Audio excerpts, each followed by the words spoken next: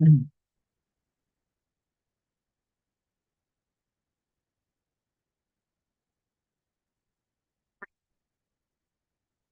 Hello, everyone. This is Dr. Rhonda Farrell, the success strategist, bringing you week 32 of Spotlight on Success. Today, we are going to revisit week 11 and expand on this topic of mastering resilience, strategies for sustaining success in turbulent times. I think you might all agree over the last year, couple months, couple weeks, we not only have we experience turbulence in our political realms, we are experiencing it in the realms of cybersecurity, our financial investments, our employment outlooks, our communities, et cetera, et cetera. So how can we, as successful business leaders, entrepreneurs, solopreneurs, the linchpins of our communities and the impact that you want to be having around the globe, how do we harness these points about mastering resilience to amplify your success during these times? And we have a 5 point discussion today for really ways we can reshape how we think about this. So if we look at issues, challenges, problems with the shoe on the other foot, so to speak, what do they add up to? Opportunity. So we have to shift our mindset. We have to shift the way that we look at that problem or that issue or that challenge to say, where is the gold that I can mine in this, right? And that's really at the heart of resiliency. Resilience is about pivoting. Resilience is about flexibility. Resilience is about really adaptation and springboarding. So our first factor is we're going to talk about embracing change, i.e., whatever is happening, the turbulence that's happening out there in our world in some way, shape, or form, embracing the change with agility. And we're going to look at mechanisms we use to capitalize on the challenge, right? We want to be able to pivot if we need to pivot from a business model perspective, if we need to pivot from a products perspective, if we need to pivot to a services perspective, if we need to alter how the market is evolving, right? There is so much interconnectedness globally that we can just do a essential AI adapted search with regard to where in the world is X, Y, or Z occurring, building, being developed, manufactured, integrated, et cetera, or what are the different service models that are being used in X or Y or Z, right? So we want to look at it from a geopolitical standpoint. We want to look at it from an industry standpoint. We want to look at it from a balanced portfolio standpoint. And we want to look at parallel innovations that are going on so that we can harness those, right? We may see that something phenomenal is going on, not on our radar because it's not in our industry or it's not in the people or process or technology segment that we're used to looking, but a little AI enabled search is going to be able to find it and pick it up and say, hey, now you know that you can potentially build, create, design, field something that's applicable to your business, how you serve your clients, how you serve your customers, how you serve the world, if that's through thought leadership or a tangible product in whatever form, if it's manufactured or it's digital, right? We want the thoughts and innovation. We want the processes as well as the tangible form of the thing that you're creating and fielding. What do we have to be looking at? What's the actions we have to take in this embracing change with agility focus area? And that's really, it's cultural, right? We can't, if we've not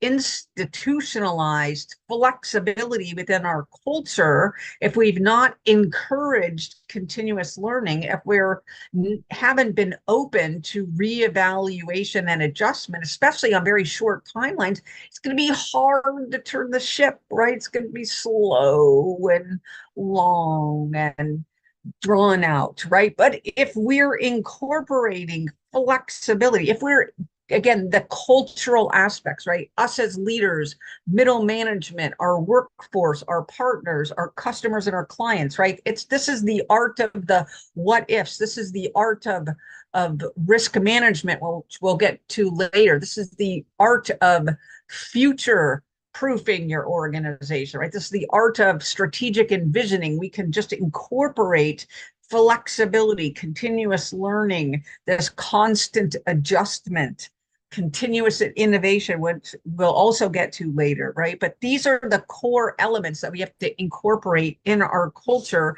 and in our day-to-day. So we just ask the end of every day, what did we learn today? What's on our radar that wasn't there yesterday? How can we incorporate that into our strategic framework?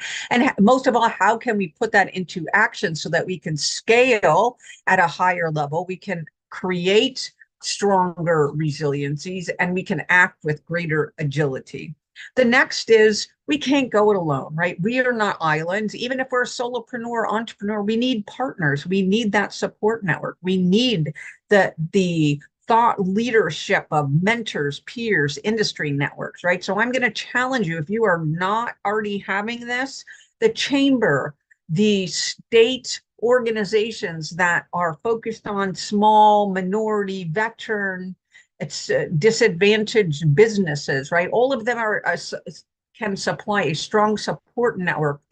Not only from a mentorship and peers, but really, where is the opportunity space? What is nascent? What is on the horizon that you can really strategically insert for? Who is the linchpin that has the dollars from an acquisition and a procurement? Who can you talk to about how you can position yourself to get into that pipeline and capitalize on opportunities as they're arising, before or as they're arising, so you're not late to the game, right? So we want to understand, how do we create the surround sound for ourselves and our business that gives us access to mentors, peers, and industry networks that are operating above what we're operating, right? We want to get better. We want to go for excellence. We want to go for optimization. We want to go for the home run. Yes.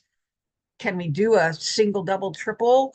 Yes. Can we steal a base when we need to help our organization move forward? Of course. But what we want to do is look for those opportunities where we can hit the home run. And that's through our support networks. It's through understanding what's coming into the pipeline, what's going through the pipeline, what's on the horizon, how can we capitalize it? And it's building that synergies and that communication so we can all capitalize and get the win, right? We're not seeking one win. We're win for our partners, win for our customers and clients, win for our organization, win for whatever that looks like, a joint ventureship, a partnership, a section of your chamber, a section of your state's business focused areas, right? We want to get a win for as many people as we can when we take a step or field a program or design a project or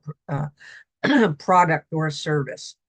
So what actions can we take in this area? We need to network. We need to participate in industry events. We need to seek out advisory boards or peer groups that can offer guidance and support. So if you're not already plugged into your local chamber, contact them. What do you got going on? How do you serve small, minority, veteran, disadvantaged businesses? Do you have a mentor protege program?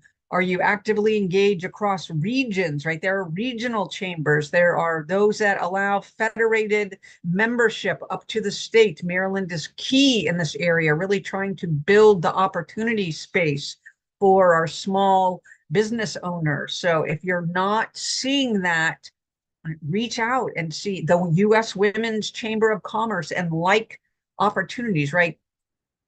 Focused on certain populations driving huge amounts of opportunity that you can capitalize on. So build strong support networks. Next is really our well-being, the organizational well-being, right?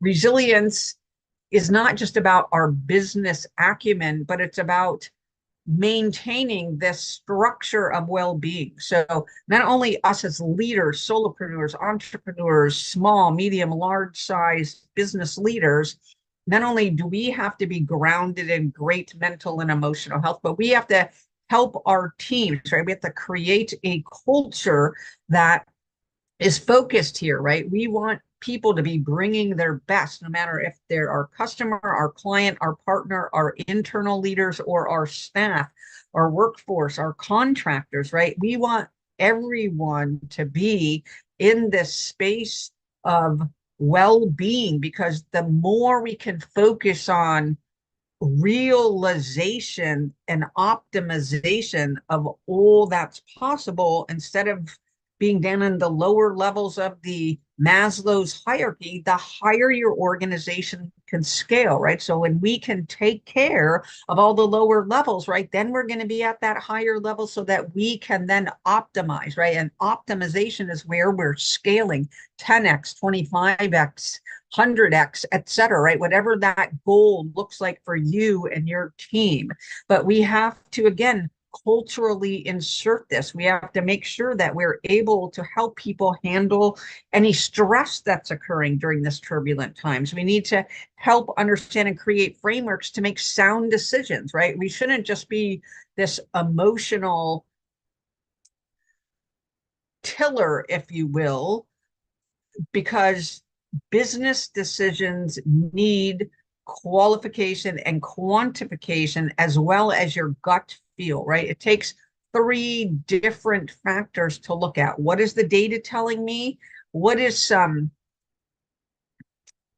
indicators around that, if you will, from an organizational standpoint? And what do our guts say, right? So we want to be able to leverage and harness that for quick pivots, and especially if we're under some sort of pressure and need to make a decision in the short term that will affect our mid and long term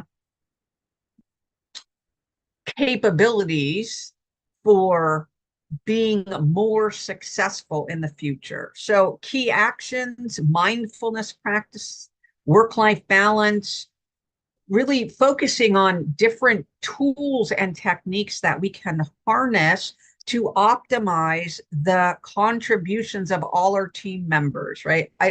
We never hear about people jettisoning from organizations if they're happy, utilized, and moving the ball forward with on the mission, vision, and goals, right? It just doesn't happen, right? So some cultural shift has to occur for us to be able to harness and optimize and utilize those team members, no matter what strata of our organizations, to get scaled outcomes and to help us create broader resiliency, right? So when a person helps a person, which helps a person, which helps the client, which helps a customer, which helps a partner, which creates a stronger fabric, which creates a stronger culture, which allows us to perform at higher levels, which then allows us to scale 10x to 25x to 100x, right? So it's in our day-to-day habits and practices that we're instilling in our organization that helps us focus and really build a strong baseline on mental and emotional well-being. I think the next one is developing a robust risk management strategy, right? And all the things, if we don't have ability to change with agility, hey, that's a risk. If we don't have a strong support network built up, that's a risk. If we don't have mental and emotional well-being for ourselves, our organizations, for our workforce, our leaders, for in our surround sound, that's a risk, right? So we have to get great at anticipating potential risk and having contingency plans, especially in this area of resiliency, risk management, risk assessment, is key, because it's going to allow us to pivot. It's going to allow us to diversify.